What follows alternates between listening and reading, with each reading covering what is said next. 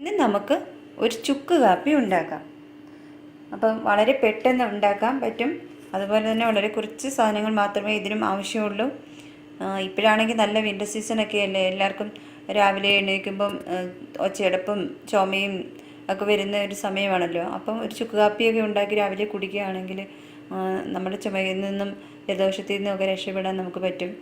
അതുകൊണ്ട് നമുക്ക് ഈ റെസിപ്പി എല്ലാവരും ഒന്ന് ട്രൈ ചെയ്യണേ. ഇതിന് വേണ്ട സാധനങ്ങൾ എന്തെല്ലാമെന്ന് നോക്കാം. ആദ്യമായിട്ട് ചുക്ക് അറിയാലോ, ഇഞ്ചി ഉണങ്ങിയതിനെയാണ് ചുക്കെന്ന് പറയുന്നത്.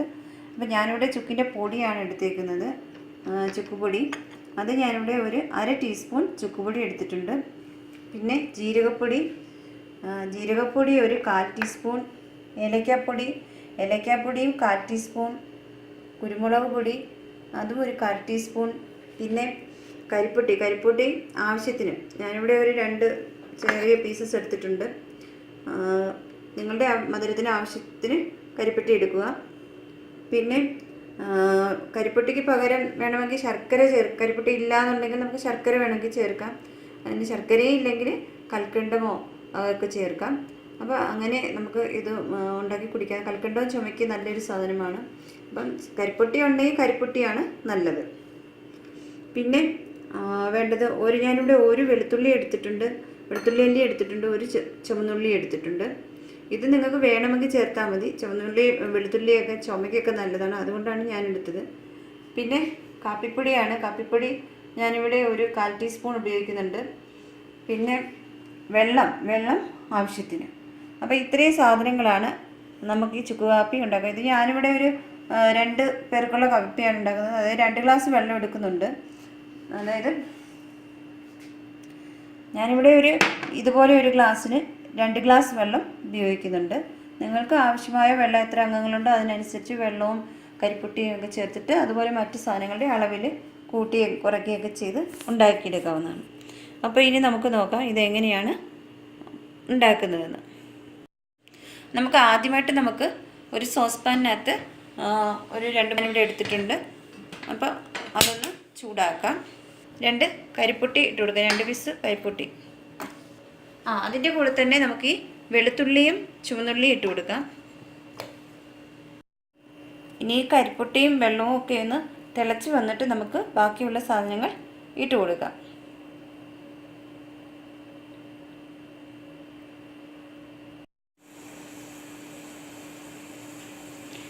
നന്നായിട്ടൊന്ന് തിളയ്ക്കണം. കരിപ്പൊട്ടിയൊക്കെ നന്നായിട്ട് മെൽറ്റ് ആകുമ്പോൾ നമുക്ക് ബാക്കിയുള്ള സാധനങ്ങൾ കൂടി ഇട്ട് കൊടുക്കാം. ചുക്കുമൊക്കെ പൊടി അല്ലാതെ അത് ഒന്ന് ചതച്ച് ഇട്ട് കൊടുത്താലും നല്ലതാണ്. ഞാനിപ്പോൾ പൊടിയാണിട്ടത്.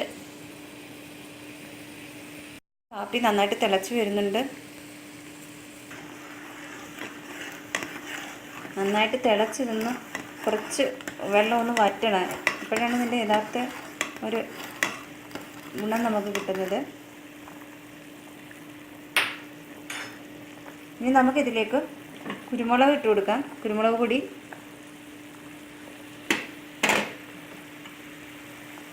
ഇനി ഏലക്കാപ്പൊടി ഇട്ട് കൊടുക്കാം.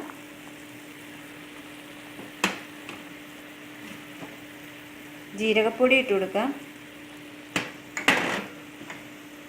പിന്നെ നമ്മുടെ ചുക്ക്. അപ്പം നല്ലൊരു മണമൊക്കെ വരുന്നുണ്ട്.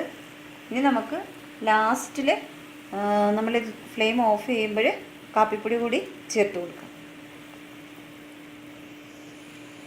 കാപ്പി റെഡി ആയിട്ടുണ്ട്. ഇനി നമുക്ക് ഫ്ലെയിം ഓഫ് ചെയ്യാം. എന്നിട്ട് അതിലേക്ക് കാപ്പിപ്പൊടി ഇട്ട് കൊടുക്കാം. ഒന്ന് ഇളക്കി കൊടുക്കുക.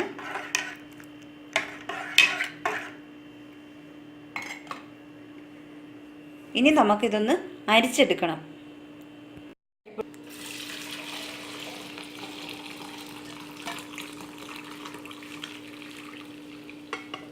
ഇത് ആവശ്യത്തിന് എടുത്തിട്ട് ബാക്കിയുള്ളത് ഫ്ലാസ്കിലൊക്കെ ഒഴിച്ച് വെക്കുകയാണെങ്കിൽ നമുക്ക് ആവശ്യം വരുമ്പോൾ നമ്മുടെ ആവശ്യത്തിനനുസരിച്ച് എടുത്ത് കുടിക്കാവുന്നതാണ്.